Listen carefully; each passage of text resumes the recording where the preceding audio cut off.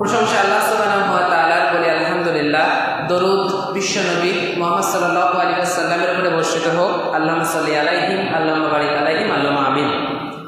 সম্মানিত উপস্থিতি, আজকে সংক্ষিপ্ত সময়ে যে বিষয়টা নিয়ে কিছুক্ষণ আপনাদের সম্মুখে আলোচনা করব, বিষয়টি হচ্ছে তাকওয়া। আল্লাহ সুবহানাহু ওয়া তাআলা পবিত্র কোরআনের ভিতরে তিনি বলছেন শুধুমাত্র ঈমানদারদেরকে ডেকে। আমরা যারা আল্লাহ রাব্বুল আলামিনের প্রতি বিশ্বাস নিয়ে এসেছি, নবীদের প্রতি বিশ্বাস নিয়ে এসেছি, আসমানি কিতাবের প্রতি বিশ্বাস নিয়ে এসেছি, ফারিস্তাদের প্রতি বিশ্বাস নিয়ে এসেছি, জান্নাত জাহান্নামের প্রতি বিশ্বাস নিয়ে এসেছি, এমনকি হাসরের ময়দানের প্রতি বিশ্বাস নিয়ে এসেছি, শুধুমাত্র আমাদেরকে ডেকে আল্লাহ সুবহানাহু ওয়া তাআলা বলছেন, ইয়া আইয়ুহাল্লাযিনা আমানু, হে তারা তোমরা যারা ঈমান নিয়ে এসেছো, ইত্তাকুল্লাহ, আমি আল্লাহ আমাকে ভয় করো। কোন আল্লাহ বললেন আমাদেরকে ভয় করার কথা?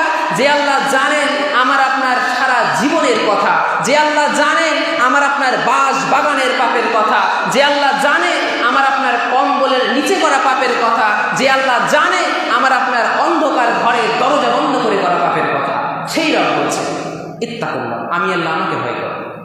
অতঃপর তিনি বলছেন হাক্কা তুকাতি, ভয় করার মতো ভয় করো। তার মানে কি?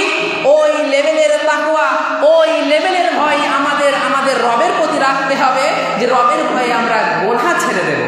কি? আল্লাহর রাসূল সাল্লাল্লাহু আলাইহি ওয়াসাল্লাম তিনি বলছেন লা ইয়াদখুলুল জান্নাতা, সেই ব্যক্তি জান্নাতে যাবে না। মুদমিনুল খামর, যেই ব্যক্তি নিয়মিত নেশাদ্রব্য পান করবে।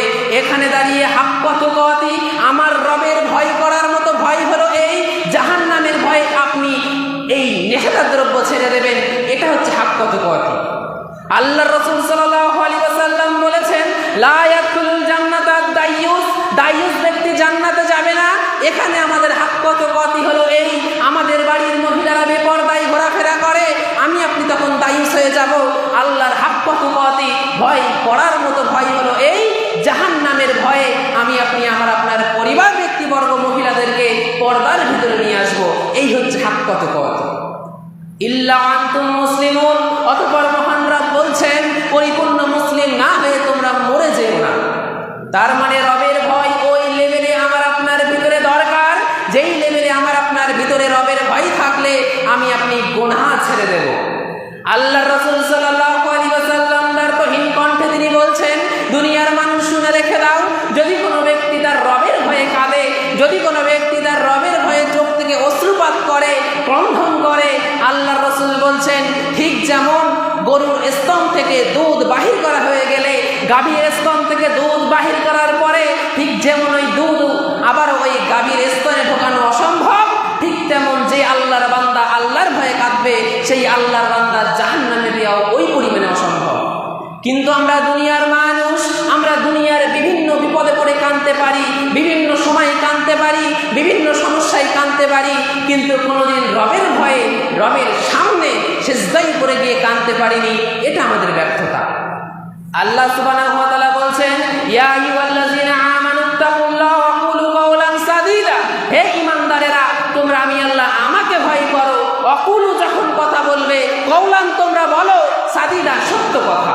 রবের ভয়ে সত্য কথা বলতে হবে, তবে আমাদের আমলনামার ভুল ত্রুটিগুলো আল্লাহ সুবহানাহু ওয়া তাআলা ক্ষমা করে দেবেন, আমাদের জন্য বিশাল সফলতা দেবেন, ফাওজান আজিমা। এ আমার সম্মানিত আজকের উপস্থিতি, আমাদের মূল যেটা উদ্দেশ্য তাকওয়া, তাকওয়া হচ্ছে আল্লাহর রাসূল সাল্লাল্লাহু আলাইহি ওয়াসাল্লাম বলছেন আত-তাকওয়া হাহুনা, তাকওয়া এখানে, আত-তাকওয়া হাহুনা, তাকওয়া এখানে, আত-তাকওয়া হাহুনা, তাকওয়া এখানে। আপনার ভিতরে কতটা রবের ভয় রয়েছে আমি আপনাকে দেখে বলতে পারবো না। আমার ভিতরে কতটা আল্লাহর ভয় রয়েছে আপনি আমাকে দেখে বলতে পারবেন না, কিন্তু আমার আপনার ভিতরে কতটুকু আল্লাহর তাকওয়া রয়েছে সেটা হাহুনা এখানে আল্লাহ রাসূল বলছেন আমার কলব, আমার রূহ জানে আমার ভিতরে আমার রবের ভয় কতটা রয়েছে। সেই রবের ভয় করতে হবে, সেই রবকে ভয় করতে হবে, যেই রব অফিহা নুঈদুকুম, একদিন আমাদেরকে মাটিতে মিশিয়ে দেবে, অমিনহা নুখরিজুকুম তারাতান উখরা, একদিন আবার ওই মাটি থেকে আমাদের তুলবে। ওই কিয়ামতের দিনের ভয় করতে হবে, ওই কিয়ামতের দিনের ভয় করে সমস্ত গুনাহের কাজকে আমাদেরকে আমাদের জীবন থেকে বর্জিত করতে হবে, বর্জন করতে হবে। রবের ভয়ে নিজের জীবনটা সাজিয়ে জান্নাতমুখী করতে হবে।